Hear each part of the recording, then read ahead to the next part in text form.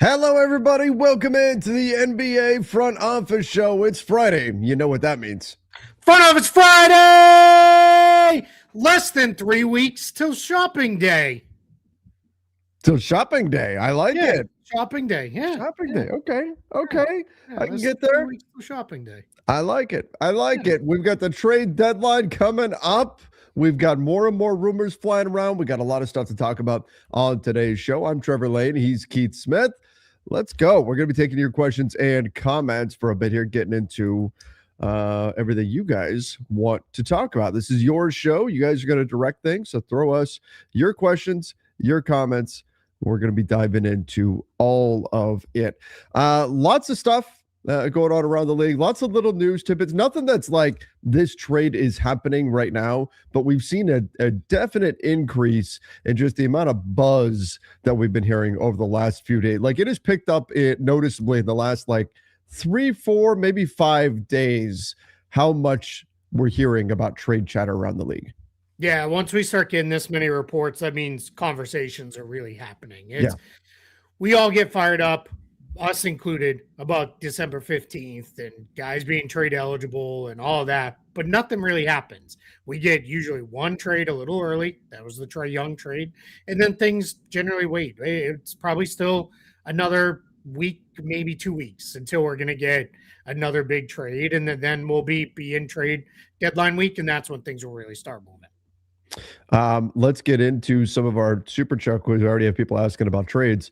Kuminga for Caruso. I have no belief that the Thunder would have any interest in doing something like that.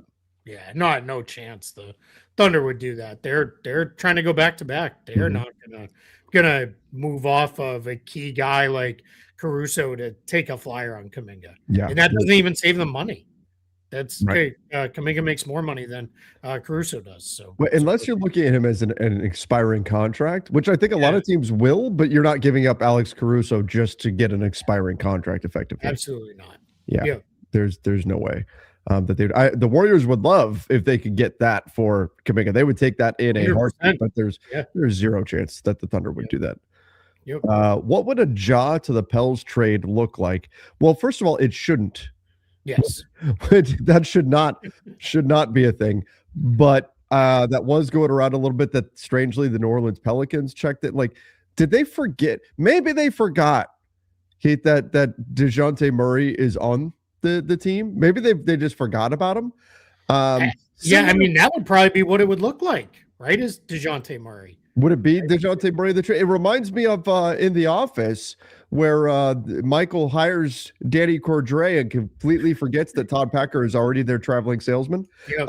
That would be the situation. So would it be a DeJounte Murray trade? And I guess let's just indulge here. Let's say the Pelicans actually want to go down this path and go get John Morant. How do they do it? It's probably DeJounte Murray would have to be the major salary match. You don't need Murray and Jeremiah Fears both, and not to mention Jose Alvarado with John Morant. So, in that, I can't imagine Memphis would really want to be in the DeJounte Murray business. That saves them a little bit of money, but who knows what Murray's going to look like when he gets back. Like, it's been a long time now since we've seen DeJounte Murray play. So, I mean, I guess maybe Jordan Poole could be the outgoing salary match there. I don't know. I can't imagine there's much legs to this. If you're really invested in Jeremiah Fears being a big part of your future, why would you go bring in John Morant to take his minutes, his opportunities, that sort of thing? I just don't think it makes much sense for the Pelicans. You might as well move Jeremiah Fears at that point. But then again, the question becomes, who is the team that makes sense for Ja? Especially with reports today that the Miami's interest in Ja is kind of overstated. Yeah, Toronto and Milwaukee feel like the places to me, unless Sacramento really wants to go down that path. But even Sacramento, there's been some counter reporting of they're open to the idea, but they're trying to clean up their salary sheet with that. So yeah, I think that's probably it, right? Is Toronto, Milwaukee right now, unless some surprise team comes out of nowhere. Yeah, and look, we know Milwaukee's going to be in the market for distressed assets. Ja will certainly be that. We'll see ultimately if they can get him. Did you see the report that it was Ryan Rollins in a first is what the Grizzlies are looking for? And Yeah, I it did. there from the Bucks. Would you have any interest in that if you're Milwaukee? I would not. No, Yeah, I wouldn't either. I would pass on that. That would not be anything I would do. No, but therein lies the problem, right? Like if you're the Grizzlies, how are you getting value for John Morant? And the answer may simply be just that you don't. Yeah, yeah. No, I mean the first is where it becomes a problem for me because that first is in 2031 or 2032. Mm-hmm. Like, not only, never mind, Giannis might not be a Buck anymore. He might be retired by then. Like, I'm not trading picks that far out if I'm the Bucks. Not in a John Morant trade. Yeah. All right, let's go here. Jazz says, "Hey guys, 4-team trade. Lakers get Herb, Bay, Champagny, and Monk." Okay, that's already a lot when we start adding in multiple teams like this. The Pels are getting Rui, Adu, Eubanks. So basically, the Lakers are trading everything they possibly can and getting Herb, Bay, Champagny, and Monk. And I mean, you're taking on negative for value in Monk, but that's still, I don't see how the Lakers are putting together enough to get all of the other three. Yeah. Gabe and Maxey going to the Kings, so they're just swapping out Monk for the Kings would do that if they could turn Monk into just pure expiring salary. I would think they'd be happy to get off that money. Why are the Kings giving up a second in this? Oh, they are? Oh, they are. Like, well, to get on to clear Monk's salary. Okay, but I mean, but do they need to give up a second too? Yeah. I mean, they couldn't find a taker for Monk over the summer. Yeah. But and Champagny for Dalton Connect is that's not good value for the Wizards. No, Dalton Connect doesn't have value. So yeah, this is only good for the Lakers. Yeah, it's good. If the second wasn't in it, I could make a case for the Kings. If the second is not in it, the Kings should do it in a heartbeat. Yeah, if their goal is really just get off money. Right. Yeah, but other than that, right. Yeah. Anything you think the Pistons do at the deadline? Yeah, they're going to do something. I can't imagine they're going to completely sit it out, but I believe everything that's been reported. It matches everything I've heard myself that they are not going for the big all-in move right now. They like their team. They want to see what this group really looks like together in the playoffs, and they are not feeling like they have to make the big move right now. That might be this summer after they get one more real run through the playoffs and see, all right, what is it we really need? What's going to be valuable for us in the postseason, and then they'll go kind of make that move. Yeah, there was I saw something today that connected them with Jaren Jackson. I just don't see them making that big home run swing just yet. Things are going well for them, and that's something that we've seen pretty consistently. The teams at the top aren't particularly motivated to go make the big home run swing. So the Thunder, the Pistons, some of these teams are saying, "Hey, we're pretty damn good as it is. We don't need to mix things up right now." And furthermore, sometimes when you're trying to improve something, you can actually make it worse. You can actually take a step back. You can, the old adage of if it ain't broke, don't fix it, right? So I think there is some hesitation on the parts of these teams that are already having very successful seasons to make moves that could unsettle their chemistry in some way. Yeah, absolutely. You just have to be really careful with that, right? How many first-round picks will the Lakers have to trade starting on draft night? So draft night, they could trade their 2026 first after it's no longer a pick. Once it's used, it's not a pick anymore, then they could trade it. So if you want to look at it that way and still consider it a pick, then they could have 3. Is it 3? Yeah. Isn't it 2? Well, 3 if you went ahead and said when the league year flips, we'll have. Oh, got it. Yeah, so they select for somebody. Trade becomes official in the summertime. Yeah, absolutely. Right. Yeah. That's we're saying, like, all in. We're doing everything we possibly can to send you as many picks as possible. That type of thing. Yeah. So, and why that's the step-in rule, which means you can't trade a pick in back-to-back years. And right now, it's kind of screwing that up for the Lakers. Is that pick they have the protections on with Utah because they might lose that pick. That, as far as step-in rule counts, just think of it as that pick is gone. That's just the way that works. So that's why once you make the pick, though, it's no longer considered a future pick. Step-in rule only looks forward, so you could trade that player. So yeah, it would be then they draft for somebody, trade that pick, and then what, it'd be 2031 and 2033. And the Lakers are not unique in terms of being a team that would have more draft capital in June or July to potentially trade than they do right now. And so that may be a factor out there, as some of the sellers on the market may say, hey, we could trade you this guy right now, but if we wait a few months, you can give us a lot more for him and we can get a better deal here. So not saying it's going to stop deals from happening or anything like that, but I wouldn't be surprised if there are some teams that are looking to sell that say, gosh, you're an asset or two short. Let's revisit this in June. Yeah. I mean, that's, part of it is, let's get there. And we see that happen all the time. One of the best examples I remember was when the Grizzlies were close to trading Mike Conley to the Jazz at the trade deadline. That's when Mike Conley was making it was max or very close to max money, and they just couldn't get there. It was just a little too difficult for the Jazz to come up with the matching salary. So they went into a position where they said, okay, let's just do this now this way, and we will get this done. So that was how that played out. All right, let's go here. Is Zion's contract still non-guaranteed? How does it work if he's traded? Yeah, so this year he's fully guaranteed. All contracts are now fully guaranteed. That happened after January 10th. Everything fully guaranteed. Then with the years forward, he has guarantees that he can reach by meeting weight requirements. He can meet different check-ins. That is goes up to 20% of his salary can become guaranteed. He gets that, and then we get into a place where it is it's the same thing in the next year as well, 27, 28. And then when we go, he can meet various guarantees by hitting games played thresholds in the prior season. So we won't know his full guarantees for next year until two things happen. One, he meets the games played thresholds or doesn't this season. And then what do the weigh-ins come in? And the weigh-ins it's not like they make an announcement on that. Right. That's something we'll have to dig out through reporting when we get there. That's more behind the scenes. It's not like they're saying, hey, they're publicly weighing Zion Williamson like he's getting ready for a UFC fight or something like that. Zion Williamson to this point, let's see, what's his games played at right now?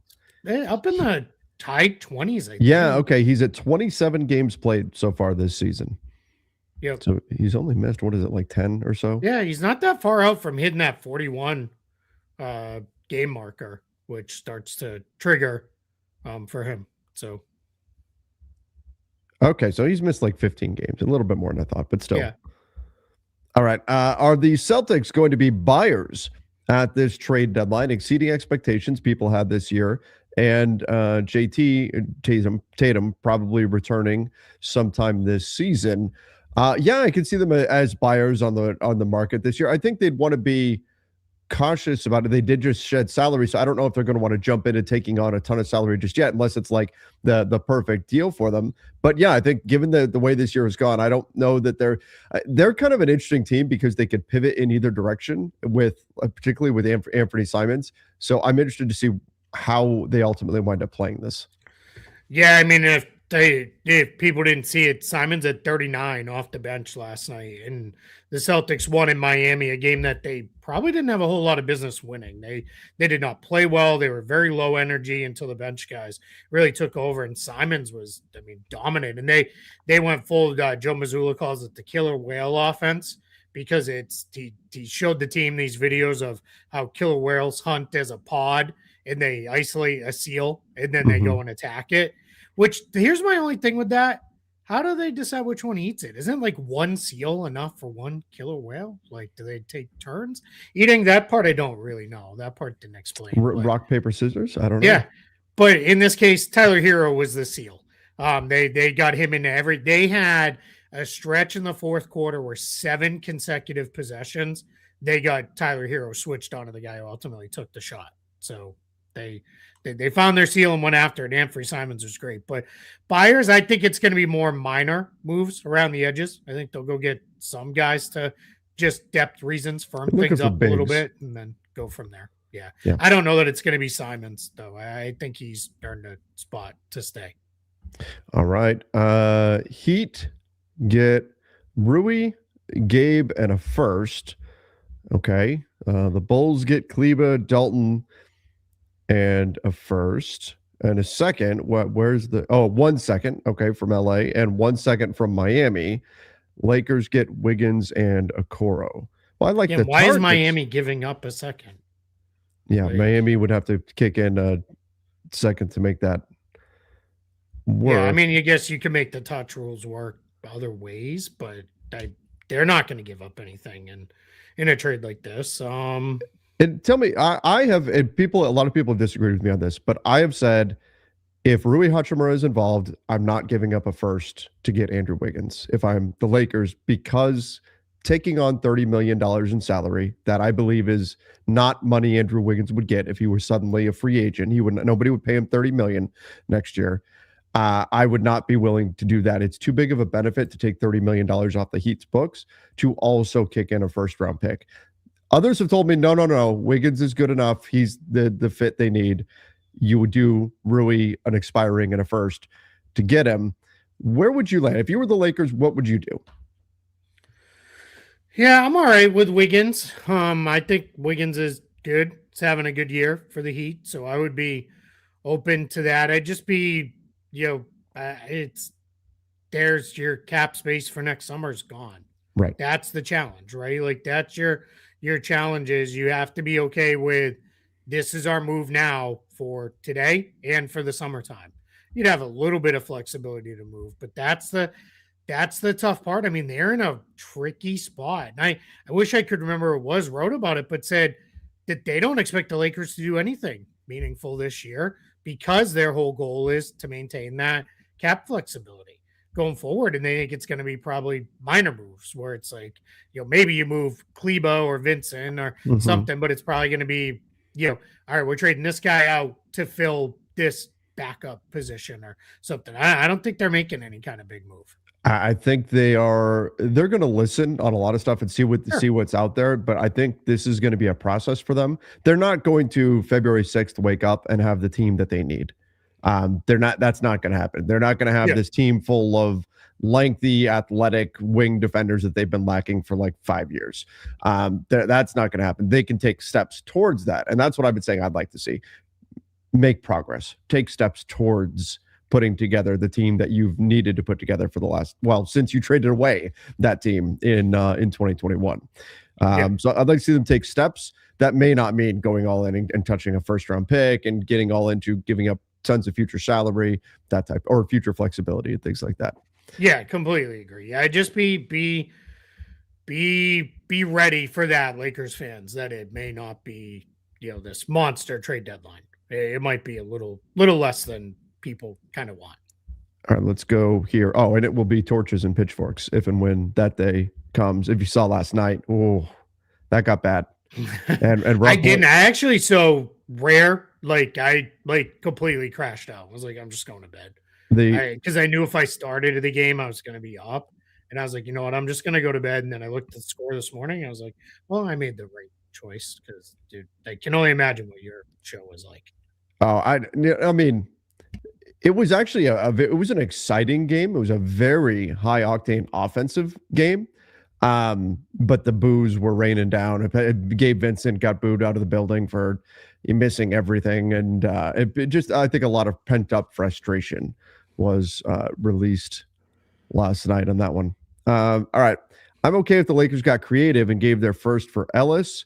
If they got back worse first to open up bigger moves like Hunter, Brooks, MPJ, Bridges, Herb. So there was the report from yesterday that the Lakers are looking at taking their future first and doing what the Suns did and turning it into multiple lesser firsts effectively. So in general, I've said Keon Ellis is not a first round pick player. I like him. He's a bench guy though. And I'm not touching a first round pick for a bench guy. Even if it's a lesser first, I still wouldn't be interested in doing that. But that concept apparently has been out there that they could take their future first, turn it. But I've said that can be very dangerous And if you're going to do that, if you're going to split up a future first that could potentially have more value, it needs to be for a specific purpose. You need to already know what you're getting in order to do something like that.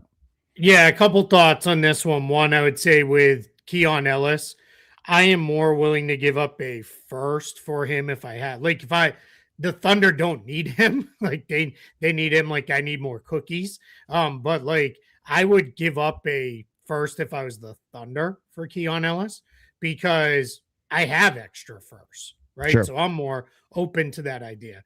As far as the Lakers, yeah, I'm more open to that because I just don't value future Lakers first as like super great like things to have because I just assume they're going to reset and be fine. Like they're going to reset around Luka and probably be really, really good. And that's why, yeah, if I could take that and turn it into if the team was like, hey, you want, let's just say it was MPJ. And then that's where like, we got to have 2 firsts and we got to have them right now. Then the Lakers are like, okay, let me find a team that'll take our 2031 or whatever for multiple picks. Like, done. Like, yeah, go get those multiple picks and flip it and, go forward. But I'd be very open to that if I was the Lakers. Yeah. D-Rock, Nets fan, said Claxton to Golden State makes more sense than MPJ, who makes more sense in Milwaukee. We could secure 2 firsts and 1 or 2 swaps in total. Can he create a 3-way trade that would send Claxton out and MPJ out? I mean, that's a lot of salary that we're talking there. That's what, 60 or 70 million in salary going out. So it would be a 3-way trade between the Nets, Warriors, and Bucks. I don't know. I'd have to dive into the trade machine. And I would assume it would be something involving Kuminga with the Warriors. That would be your primary matching salary with the Bucks. Portis would have to be Portis and Kuzma or something, and doing something like that from there. Yeah. It gets really, that starts getting really complicated because that's hard to give the Nets back enough value in not having to take on extra years in salary. Like, I think that's where it gets tricky for them. Yeah, exactly. All right, let's go here. Lakers trade Ayton for Io. Well, do the Bulls want Ayton? Trade Rui and Gabe for Claxton. Rui and Gabe for Nick Claxton? Speedy Claxton, maybe. But man, throwback. Speedy Claxton. Let's go. Hey, but no, I don't. First of all, I don't think that's enough for the Nets. They'd be looking for draft capital because why do the Nets want Rui? Why do the Nets want Gabe? They don't. Yeah. They're not. Yeah. That's not the stage of their rebuild that they're in right now. Nor is that enough value, period. As far as Ayton for Io, again, do the Bulls want Ayton at the expense of Io DeSumo? I would assume that they do not want that. So, yeah, they would need some other kind of if the Bulls would do it, done. Like, I think I would do that, and I'll figure out the center position. But, I'm not stressed about that. Would the league ever punish a tanking team by taking away its pick protections? I know the Knicks fans have been angry toward the Wizards tanking, for example. So don't make a trade then if you don't agree to put protections on picks. If you don't like it, that's the risk that's going to come. If you put protections on it, the team's going to do what they can to try to keep it, if they're bad. So and it's the Wizards. Like, what did you expect? No. Did you think the Wizards were going to battle and fight so they could give the Knicks the 9th pick?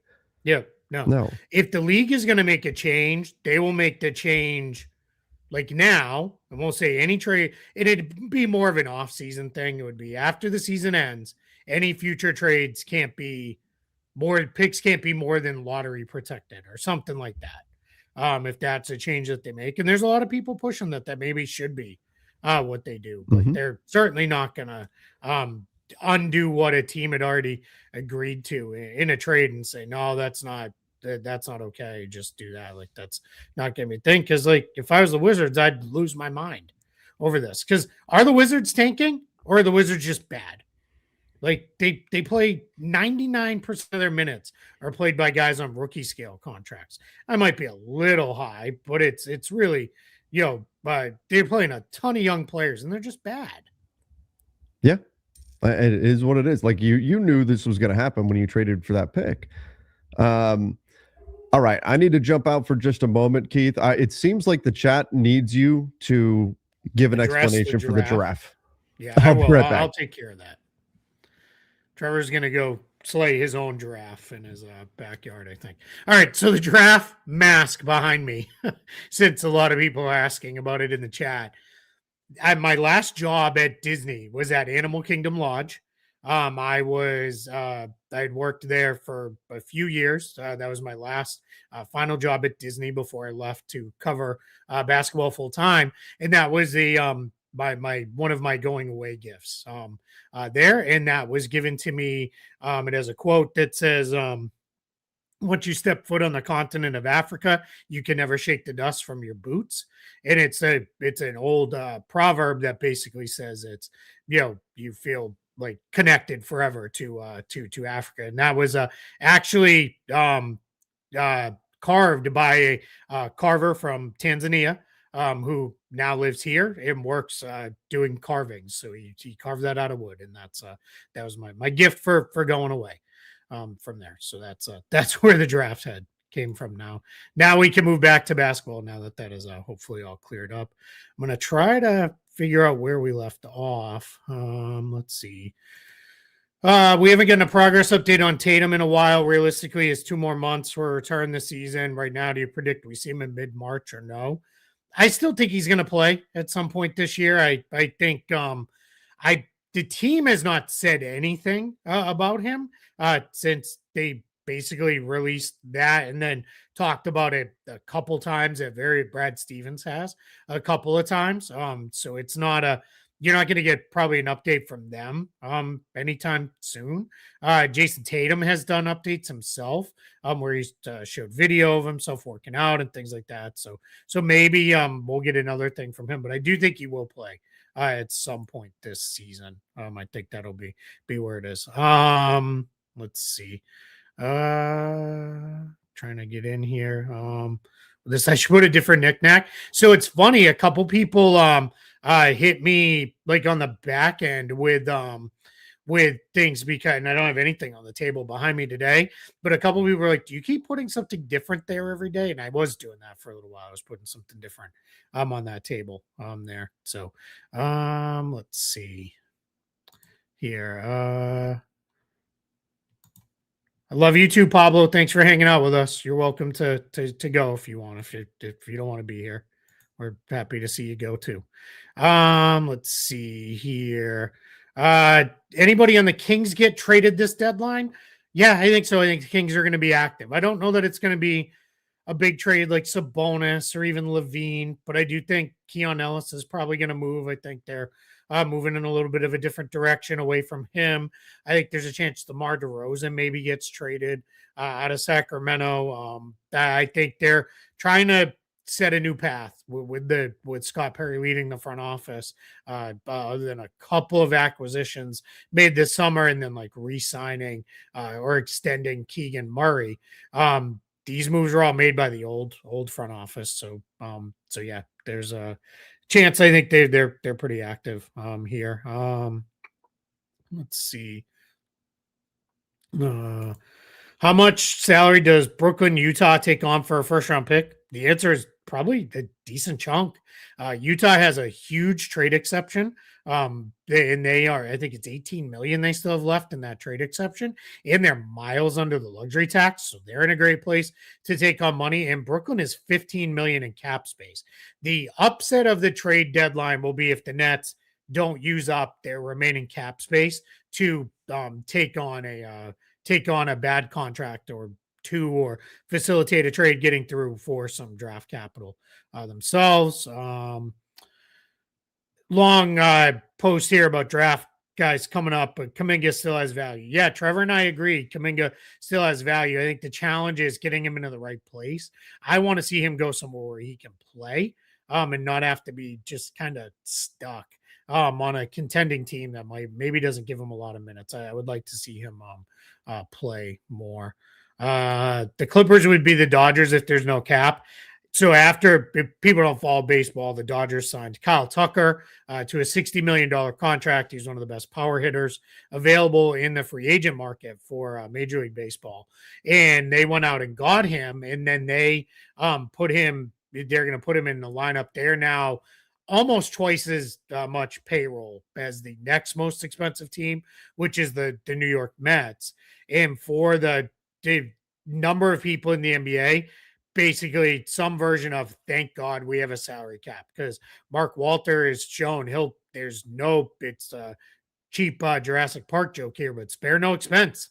They'll go out and spend like crazy to build up the Dodgers. So that's a spot where we just gotta be we got to be thankful that things are a little bit more of a level playing field in the NBA. Are the Nuggets keeping Peyton Watson, or are they looking to trade him? Sounds like they're going to keep him. He's been really good for them, especially when they've had all these guys out. So he's been really an important player for the Nuggets. So I don't think they're going to move on from him anytime soon. But this summer it's going to be tricky because he is a restricted free agent, which gives them a leg up. But they're pretty expensive, so something's going to give somewhere with Denver. We'll see, but I don't think Peyton Watson moves anytime soon. I'm going to keep a couple of these when Trevor comes back. We'll get into a couple more of these here. Let's see what we got in the live chat. Nobody likes Pablo.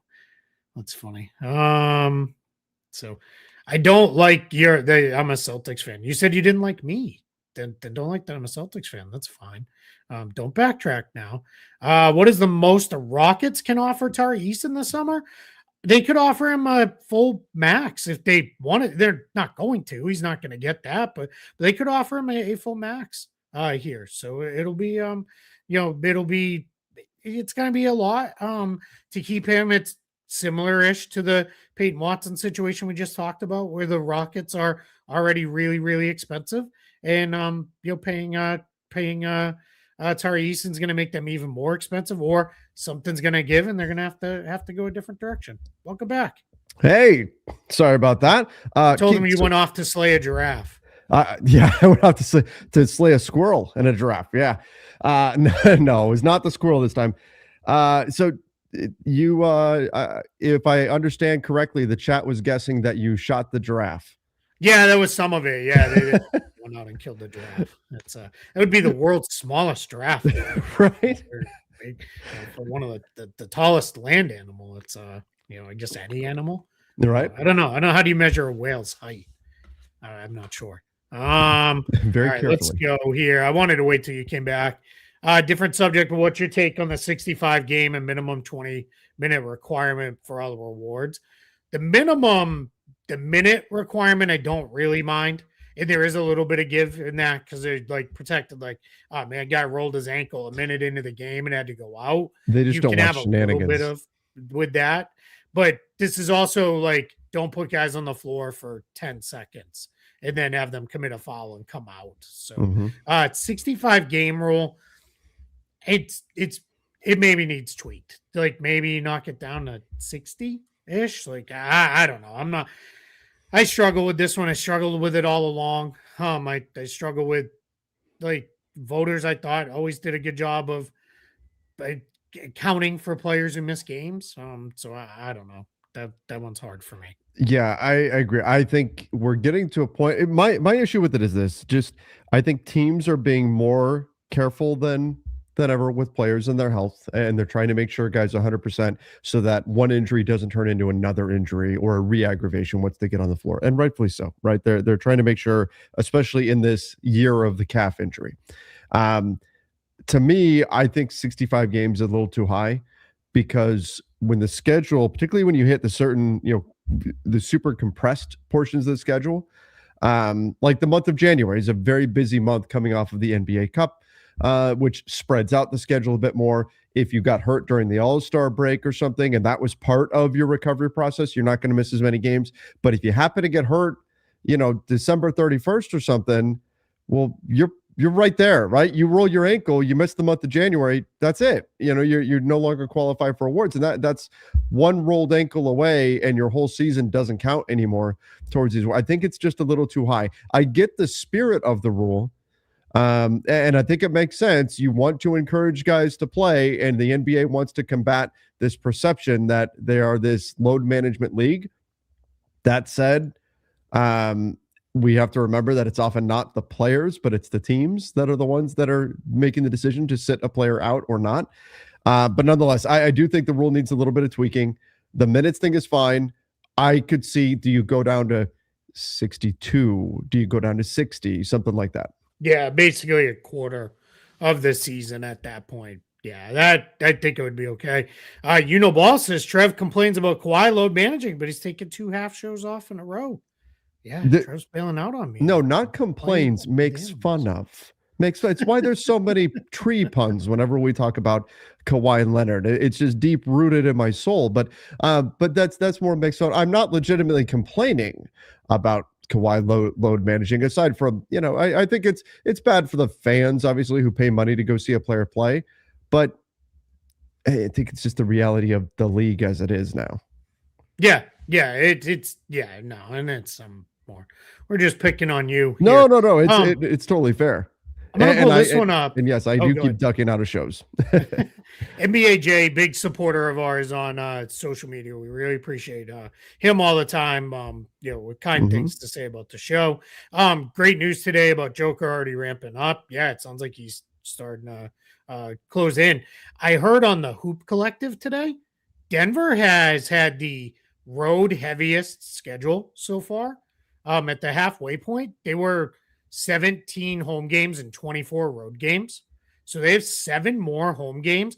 And they also have one of the league's easiest schedules in the second half of the season. So if Denver all of a sudden starts putting a little bit of pressure on OKC, don't be surprised. And they hung in there without Jokic. Like, they really played pretty well. So I would really keep a place. Keep that in mind as Denver starts to move up the standings a little bit closer to OKC. What is Denver going to do with the Peyton Watson situation? Yeah, we talked about that while you were gone. Okay. I think they're going to keep him the rest of this year. He's too important to them. They've had too many injuries, too many guys that have missed time. But I think they're going to be really careful with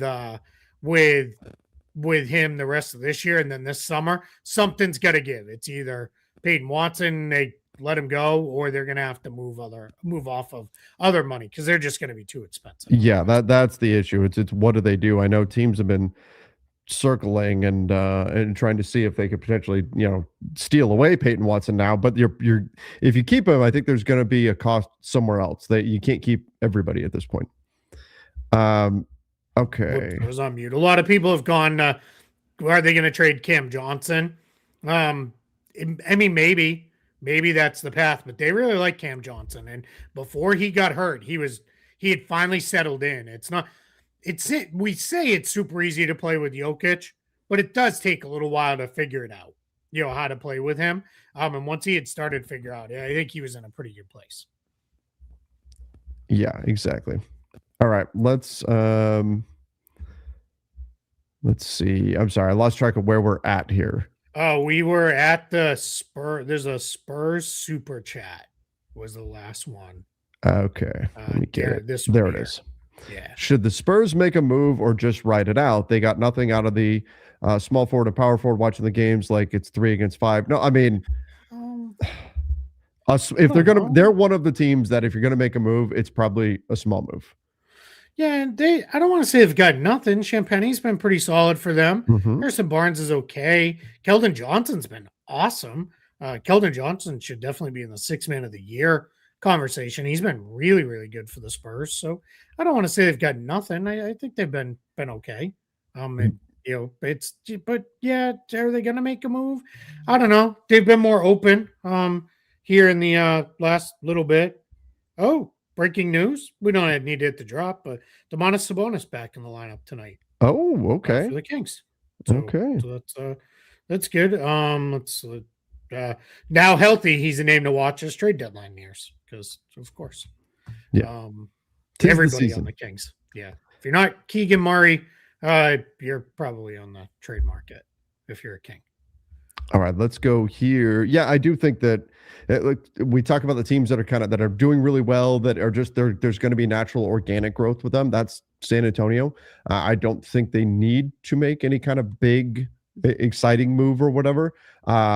Could they make a few moves here on the margins or something? Yeah, but if you truly believe your trio of Castle and Harper and Wemby is your next Parker, Ginobili, and Duncan, then by all means, hang on to those guys and just roll with what you've got, and that's what you're doing.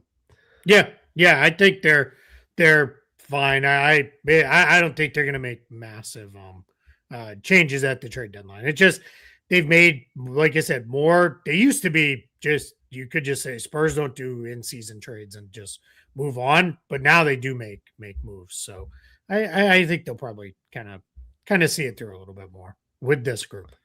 All right, let's go here. Like Spike. Let's get a go. like Spike. Hit that like button. Rank who's most likely to still be on the Kings after the trade deadline. DeMar, Levine, Sabonis. Best trade for Sabonis. The opposite order. The opposite of the order. That's exactly what I was just going to say. It's Sabonis most likely, then Levine, then DeRozan. Yep. And the contract is really all of that. It's DeRozan only has $10 million on the books for next year. At least that's what's guaranteed on his contract for next year. And because of that, he is the most likely to move. The most challenging to move is Sabonis because he's the hardest to find a fit for, and he's got multiple years of salary. Yep. That's it. Best trade fit for Sabonis is tough because he's a big who doesn't play defense. So that's hard. You gotta have guys who can really defend around him. That said, he's one of the best rebounders. He can be an offensive fulcrum like Jokic can be. He's not Jokic. That's not what I'm saying, but can be play a Jokic like role, and he's a pretty good scorer. So still a good player. You just gotta have the right guys around him, but it's the contract that's going to limit his value. 7 Day Sports said, I love the show, but if you're thinking Luka, AR take LeBron off the team in 4 years, no defenders, don't have a chance to win. Optics are in on LA. I mean, I don't think we have any idea what they look like in 4 years. Yeah, I don't.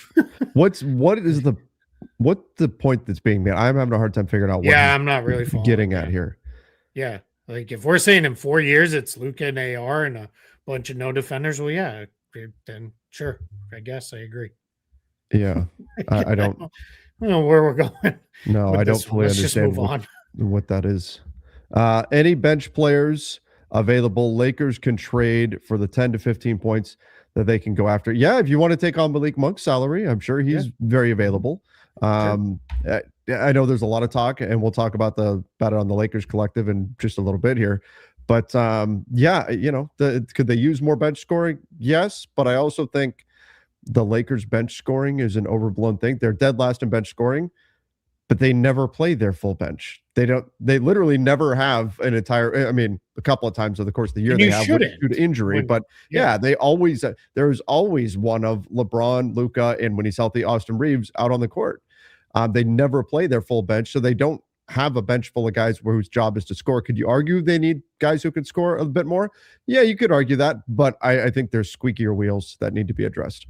Yeah, if they're targeting strictly scoring, you mentioned Malik Monk, Cam Thomas. Yeah. Just the contract is super acquirable. I would imagine the Lakers would be a place he'd probably waive his no trade clause to go to because that's just a good spot to be in for him. But I don't get the sense it's where they're looking for. Everybody said it's they're looking for 3-and-D type guys, not bench scoring. Oh God, people in the chat are arguing LeBron versus Kobe and all the guys. Who cares? Yeah, good Lord. Like, why do people care about these imaginary rankings about what? We're 3 weeks to the trade deadline. We can have that conversation in August. Like they spend so much time talking down players. Like, oh, this guy's better than that guy. Who cares? They're great players. Just enjoy great players who play great basketball instead of constantly having these imaginary conversations about a ranking system that is completely arbitrary. All right, I'm going to move us on because Trevor's being an old curmudgeon like me. Get off my lawn. Thoughts on EuroLeague suing the NBA over NBA Europe? I think this is anytime you start threatening lawsuits before something has happened, it's a pretty good sign you're scared. And I think EuroLeague is nervous that the NBA is going to come in, they're going to snag a couple of the big dogs, and they are going to, build this thing up very quickly. I think that is what's happening with EuroLeague. I think they are frightened of what might come here, and that's why they're threatening advanced legal action ahead of time. And Adam Silver was very clear yesterday in his address where he his question and answer session where he said, look, this is rising tide lifts all boats. He's like, we're not competing with other sports leagues. We're competing for attention, period. He even went so far as to call the NBA and basketball a sports entertainment league. He goes, we are in a sports entertainment category. We don't think that we're necessarily taking away from we're not trying to steal fans from other leagues. We're looking at this as we're coming in and we're seeing if can a fan who's already a fan of whatever football club can also be a fan of one of our basketball clubs. It's not about taking away viewership from anybody else. Yeah. I mean, it's the reality is I shouldn't say all, most of us are not billionaires with just completely expendable income all the time. So you have to pick and choose. Are you going to spend money on sports? Are you going to spend it on movies? Are you going to spend it on video games, cars, whatever your entertainment level of choice is? And that's all part of it. Like it's money and time are the two things. Those are your two investments. What are you going to invest in with those two things? All right, let's go here.